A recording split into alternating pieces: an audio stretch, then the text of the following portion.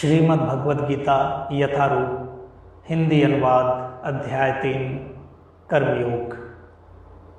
अर्जुन ने कहा, हे जनार्दन, हे केशव, यदि आप बुद्धि को सकाम कर्म से श्रेष्ठ समझते हैं तो फिर आप मुझे इस घोर युद्ध में क्यों लगाना चाहते हैं। आपके व्यामिश्रित उपदेशों से मेरी बुद्धि मोहित हो गई है, अतः कृपा करके निश्चय पूर्वक मुझे बताएं कि इनमें से मेरे लिए सर्वाधिक श्रेयस्कर क्या होगा। श्री भगवान ने कहा, हे निष्पाप अर्जुन, मैं पहले ही बता चुका हूँ कि आत्म साक्षात्कार का प्रयत्न करने वाले दो प्रकार के पुरुष होते हैं। कुछ इसे ज्ञान योग द्वारा समझने का प्रयत्न करते हैं तो कुछ भक्तिमय सेवा के द्वारा। न तो कर्म से विमुख होकर कोई कर्मफल से छुटकारा पा सकता है और न केवल संन्यास से सिद्धि प्राप्त की जा सकती है। प्रत्येक व्यक्ति को प्रकृति से अर्जित गुणों के अनुसार विवश होकर कर्म करना पड़ता है, अतः कोई भी एक क्षण भर के लिए भी बिना कर्म किए नहीं रह सकता। जो कर्मेंद्रियों को वश में तो करता है, किंतु जिसका मन इंद्रिय विषयों का चिंतन करता रहता है, वह निश्चित रूप से स्वयं को धोखा देता है और मिथ्याचारी कहलाता है। दूसरी ओर यदि कोई निष्ठावान व्यक्ति अपने मन के द्वारा कर्मेंद्रियों को वश में करने का प्रयत्न करता है और बिना किसी आसक्ति के कर्मयोग का प्रारंभ करता है तो वह अति उत्कृष्ट है। अपना नियत कर्म करो, क्योंकि कर्म न करने की अपेक्षा कर्म करना श्रेष्ठ है। कर्म के बिना तो शरीर निर्वाह भी नहीं हो सकता। श्री विष्णु के लिए यज्ञ रूप में कर्म करना चाहिए, अन्यथा कर्म के द्वारा इस भौतिक जगत में बंधन उत्पन्न होता है। अतः हे कुंती पुत्र, उनकी प्रसन्नता के लिए अपने नियत कर्म करो, इस तरह तुम बंधन से सदा मुक्त रहोगे। सृष्टि के प्रारंभ में समस्त प्राणियों के स्वामी ने विष्णु के लिए यज्ञ सहित मनुष्यों तथा देवताओं की संततियों को रचा और उनसे कहा, तुम इस यज्ञ से सुखी रहो, क्योंकि इसके करने से तुम्हें सुखपूर्वक रहने तथा मुक्ति प्राप्त करने के लिए समस्त वांछित वस्तुएं प्राप्त हो सकेंगी। यज्ञों के द्वारा प्रसन्न होकर देवता तुम्हें भी प्रसन्न करेंगे और इस तरह मनुष्यों तथा देवताओं के मध्य सहयोग से सबों को संपन्नता प्राप्त होगी। जीवन की विभिन्न आवश्यकताओं की पूर्ति करने वाले विभिन्न देवता यज्ञ संपन्न होने पर प्रसन्न होकर तुम्हारी सारी आवश्यकताओं की पूर्ति करेंगे, किंतु जो इन उपहारों को देवताओं को अर्पित किए बिना भोगता है वह निश्चित रूप से चोर है।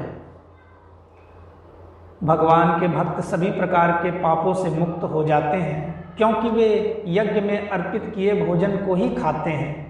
अन्य लोग जो अपने इंद्रिय सुख के लिए भोजन बनाते हैं वे निश्चित रूप से पाप खाते हैं। सारे प्राणी अन्न पर आश्रित हैं, जो वर्षा से उत्पन्न होता है। वर्षा यज्ञ संपन्न करने से होती है और यज्ञ नियत कर्मों से उत्पन्न होता है। वेदों में नियमित कर्मों का विधान है और ये वेद साक्षात परम ब्रह्म से प्रकट हुए हैं। फलतः सर्वव्यापी ब्रह्म यज्ञ कर्मों में सदा स्थित रहता है। हे प्रिय अर्जुन, जो मानव जीवन में इस प्रकार वेदों द्वारा स्थापित यज्ञ चक्र का पालन नहीं करता, वह निश्चय ही पापमय जीवन व्यतीत करता है। ऐसा व्यक्ति केवल इंद्रियों की तुष्टि के लिए व्यर्थ ही जीवित रहता है। किंतु जो व्यक्ति आत्मा में ही आनंद लेता है तथा जिसका जीवन आत्म साक्षात्कार युक्त है और जो अपने में ही पूर्णतया संतुष्ट रहता है, उसके लिए कुछ करणीय नहीं होता। स्वरूप सिद्ध व्यक्ति के लिए न तो अपने नियत कर्मों को करने की आवश्यकता रह जाती है, न ऐसा कर्म न करने का कोई कारण ही रहता है। उसे किसी अन्य जीव पर निर्भर रहने की आवश्यकता भी नहीं रह जाती।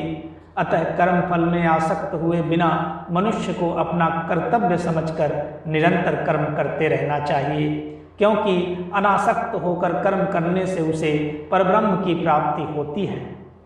जनक जैसे राजाओं ने केवल नियत कर्मों को करने से ही सिद्धि प्राप्त की, अतः सामान्य जनों को शिक्षित करने की दृष्टि से तुम्हें कर्म करना चाहिए। महापुरुष जो आचरण करता है, सामान्य व्यक्ति उसी का अनुसरण करते हैं। वह अपने अनुसरणीय कार्यों से जो आदर्श प्रस्तुत करता है, संपूर्ण विश्व उसका अनुसरण करता है। हे पिता पुत्र, तीनों लोकों में मेरे लिए कोई भी कर्म नियत नहीं है। न मुझे किसी वस्तु का अभाव है और न आवश्यकता ही है, तो भी मैं नियत कर्म करने में तत्पर रहता हूँ। क्योंकि यदि मैं नियत कर्मों को सावधानी पूर्वक न करूं तो हे पार्थ, यह निश्चित है कि सारे मनुष्य मेरे पथ का ही अनुगमन करेंगे। यदि मैं नियत कर्म न करूं तो ये सारे लोग नष्ट हो जाएं, तब मैं अवांछित जन समुदाय को उत्पन्न करने का कारण हो जाऊंगा और इस तरह संपूर्ण प्राणियों की शांति का विनाशक बनूंगा। जिस प्रकार अज्ञानी जन फल की आसक्ति से कार्य करते हैं, उसी तरह विद्वान जनों को चाहिए कि वे लोगों को उचित पथ पर ले जाने के लिए अनासक्त रहकर कार्य करें। विद्वान व्यक्ति को चाहिए कि वह सकाम कर्मों में आसक्त अज्ञानी पुरुषों को कर्म करने से रोके नहीं, ताकि उनके मन विचलित न हो, अपितु भक्ति भाव से कर्म करते हुए वह उन्हें सभी प्रकार के कार्यों में लगाए। जीवात्मा अहंकार के प्रभाव से मोहग्रस्त होकर अपने आप को समस्त कर्मों का कर्ता मान बैठता है, जबकि वास्तव में वो प्रकृति के तीनों गुणों द्वारा संपन्न किए जाते हैं। हे महाबाहो, भक्ति भावमय कर्म तथा सकाम कर्म के भेद को भली भांति जानते हुए जो परम सत्य को जानने वाला है, वह कभी भी अपने आप को इंद्रियों में तथा इंद्रिय तृप्ति में नहीं लगाता। माया के गुणों से मोहग्रस्त होने पर अज्ञानी पुरुष पूर्णतया भौतिक कार्यों में संलग्न रहकर उनमें आसक्त हो जाते हैं। यद्यपि उनके ये कार्य उनमें ज्ञानाभाव के कारण अधम होते हैं, किंतु ज्ञानी को चाहिए कि उन्हें विकसित न करें। अतः हे अर्जुन, अपने सारे कार्यों को मुझ में समर्पित करके मेरे पूर्ण ज्ञान से युक्त होकर लाभ की आकांक्षा से रहित, स्वामित्व के किसी दावे के बिना तथा आलस्य से रहित होकर युद्ध करो। जो व्यक्ति मेरे आदेशों के अनुसार अपना कर्तव्य करते रहते हैं और ईर्ष्या रहित होकर इस उपदेश का श्रद्धा पूर्वक पालन करते हैं, वे सकाम कर्मों के बंधन से मुक्त हो जाते हैं। किंतु जो ईर्ष्यावश इन उपदेशों की उपेक्षा करते हैं और इनका पालन नहीं करते, उन्हें समस्त ज्ञान से रहित, दिग्भ्रमित तथा सिद्धि के प्रयासों में नष्ट भ्रष्ट समझना चाहिए।